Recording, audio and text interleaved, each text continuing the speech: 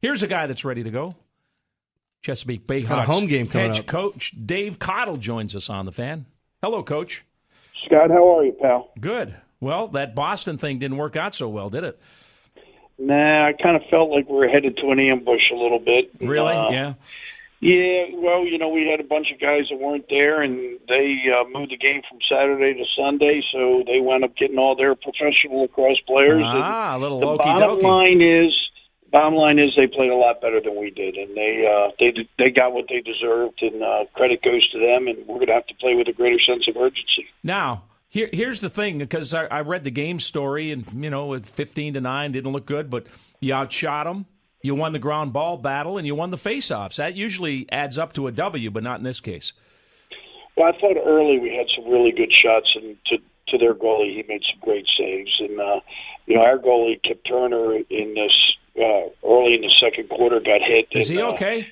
Yeah, he got hit in the privates, Mm-hmm. and I saw that. Yeah. Yeah, and the bottom line is, he wanted to go back in, but it's first of all, you got to be crazy to get in the goal to start with, but then to get in there being hit there, I just decided we'll live for another day on that one, but the better team won. They were a talented team who didn't live up to their talent last year, and they were committed and played like a team and played with a much better sense of urgency than the Chesapeake Bay Hawks did. Tell us a little bit about Brendan Mundorf. Seemed like he had a pretty good game. We slowly trying to get Brendan back into being who Brendan is a dynamic Dodger, but the thing we're learning now is coming off his knee injury and everything like that, he's learned how to be a dynamic player. And he had 3 and 3 and was dangerous off the ball and created some with the ball and missed a couple shots that, he was frustrated with himself on. But the bottom line is, I think we got Brendan Mundorf and we got him for the right reasons. And I think when we start to play better, Brendan Mundorf will be the reason we win, not the reason we lose. Dave, looked like you didn't have an answer for Kevin Buchanan, right? 7 goals for Boston in that game? You would think so, Scott, especially, we decided, if you poll Paul Rabel, he's going to run by your pole anyway, and you got to slide a pole to him. Mm-hmm. So we wound up shorting Paul and polling Kevin.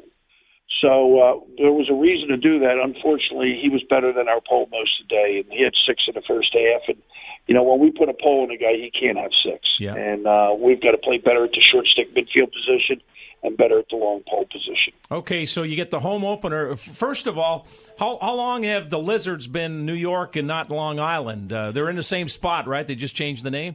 Yes, sir. They're in year 2 of the New York Lizards. Okay, this is the second time.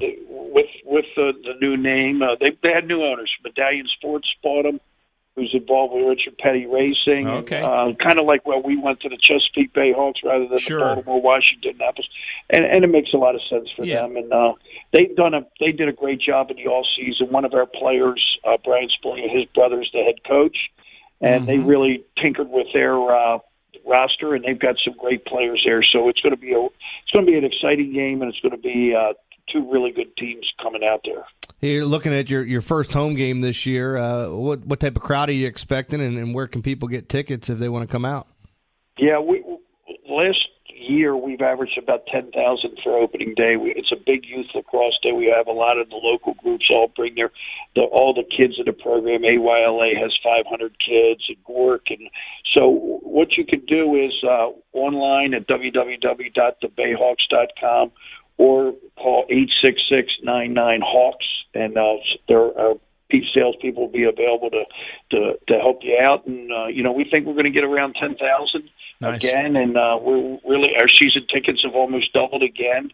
So we're in a good spot now. Now we just got to play with a little sense of urgency so somebody wants to watch us play. Dave, explain for the listeners how much time you guys have. These guys are professionals, but they have full-time jobs, and I know you're balancing a lot of things. How do you prepare as far as your preparation, you and the coaches, and then what you can pass on to the players in the short time you have to get ready for that week's game? Well, I'll give you an example. We played on Sunday. The film's broken down. Now we've emailed it out to the players so they can the way the film's broken down, it has every shot taken, every goal scored, every goal allowed, every face-off won, every face-off lost. And if they, with a new program that we have, say a guy like Kyle Dixon, can click his name and it'll show every play that he was involved with. Wow. Yeah. So that went out to the players on Monday. We practiced Wednesday night, and Majority of our local guys, majority of our offensive guys are local guys. Okay. So we'll watch film on Wednesday with them, and on Friday when the defensive people come in, we will watch film with them. So Wednesday will be offensive review, Friday will be defensive review, and we play on Saturday. What'd you learn about? I know it wasn't good. You lost the game, but what'd you learn about the team? Because I'm sure you guys, as a staff, in those early weeks, you're learning a lot about what's working, what has to be tweaked and changed. Yeah, I thought, one is our middies have to dodge a little harder. We only had 3 goals by midfielders, 2 were extra men. One was Matt Abbott. So I think we have better personnel on that.